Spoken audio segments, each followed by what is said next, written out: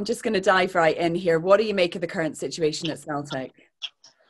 Um, Catastrophic. You see the way the fans have reacted to the disappointment, obviously going out of the League Cup. The first time they've been knocked out of a competition in almost 4.5 years. So I think it's very disappointing to see the fans reacting the way they are. I can understand they're upset, but there's no need to show it in a vulgar way. You know, the support, obviously it's a minority that are, I say, disgracing the majority. Yes, you can have disappointment and show your disappointment, but there's ways to do so. So you just have to be mindful of that. And yes, they're not happy with Neil Lennon, and you can't argue with that at the moment. The results just haven't been good enough, and I think probably time is up, and it might be the right time for now someone else to come in and a new voice to try and liven up this squad, because it looks like he's tried everything, and it's just not come off for him. It's just not happening. It's been widely reported that Neil has lost the dressing room. Do you think he has? And if so, why? How has it all gone so badly wrong for him, Scott? I think if you're looking upon it, in terms of performances, never mind the results, you would have to say yes. I think the performances just haven't been there. It's been lackluster, and it's kind of like the message isn't, getting over to the players now, and kind of lost interest. He can't motivate them anymore. And when that happens, it's a dangerous position to be in as a manager.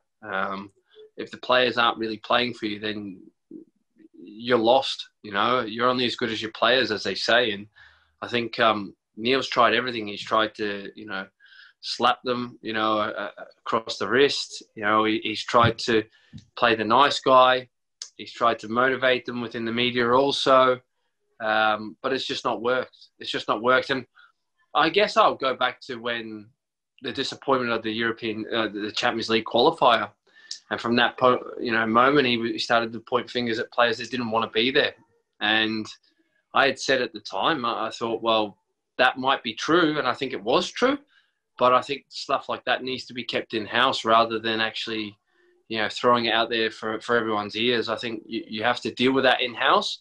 And that's what you're paid to do ultimately as a manager, is to deal with these situations. And as much as they are difficult, you have to deal with them, especially at a club like Celtic where there's eyes and ears everywhere you go.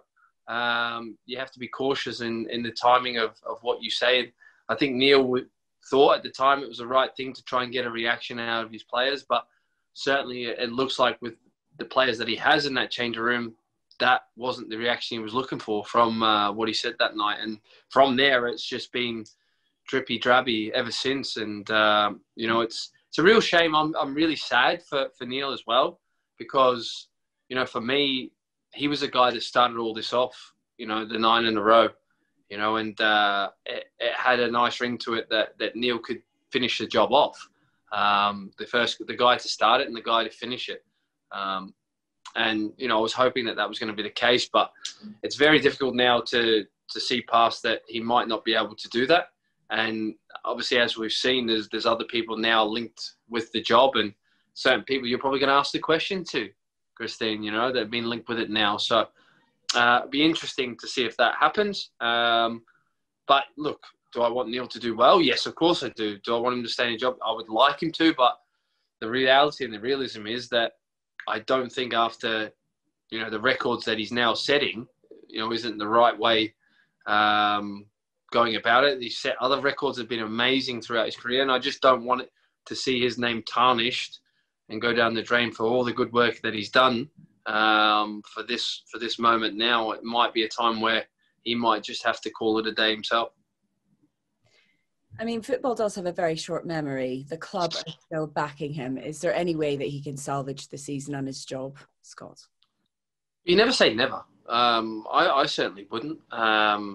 Neil himself as a character, as a player that he was, and certainly as a manager previous to now, he's had the reputation to motivate players and to galvanise squads.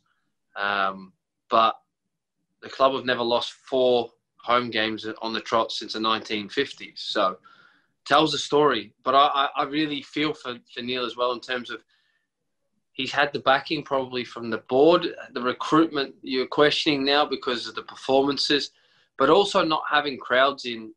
Some people will say that that's an excuse from me, but I really do feel that a club and players and staff will, and fans will say, well, they shouldn't need fans to be motivated. But these are the people who go in there week after week and demand things off their players. If they're in there every week, I think we see a different Celtic. I think the players are really struggling with not having their supporters pushing them all the very way. And I kind of think it's working in an opposite direction for Rangers. I think it's helping their performances because when they have sticky patches during games, all they can hear is Steven Gerrard's voice and it's pushing them and they're still going on the right track rather than having that distraction from the sport. Some would say that that could happen to Celtic as well, but I actually think that it would galvanise their squad if that was the case. So in one way, it's been unfortunate, but still you have to do the job that's at hand. And at the moment, they're lagging. So they have to get the right performances now for one, but they have to get the right results because they're probably one, maximum two results now away from the league just being over. Okay, let's talk about AC Milan. If you really, really needed a win, Milan, it wouldn't be your go-to destination, would it? What are your thoughts ahead of this one? No, the San Siro certainly isn't. And in terms of the way the performance have been, and especially in the Europa League itself, it's going to be interesting to see what kind of a team he actually puts out, come Thursday night. Does he go with his tried and tested, or does he just go, do you know what, you're all letting me down. I'm going to play other players now and see what kind of performance they can give me. And if they can do well for me, then they're going to hold their place. And he'd be well within his right to do so. So I wouldn't be surprised if that was the case. It is going to be an uphill struggle. That might be the understatement of the year for Neil Lennon on Thursday night, isn't it? Yeah, absolutely. I mean, at the San Siro of all places, the likes of Zlatan Ibrahimovic playing up against you, they're still chasing points themselves. It's not an ideal place, especially the way that they've been leaking goals in Europe this season as well. It doesn't bode well for them, but this is going to be a testing one for Neil, and to see how he can get his players up for this one, and if they can put a performance in for him first and foremost. If they are still behind him, like they keep saying, and obviously for the club itself to, get a little bit of pride back before the end of this Europa League campaign itself. Thanks very much for your insights, Scott. Thanks, Steve. As always.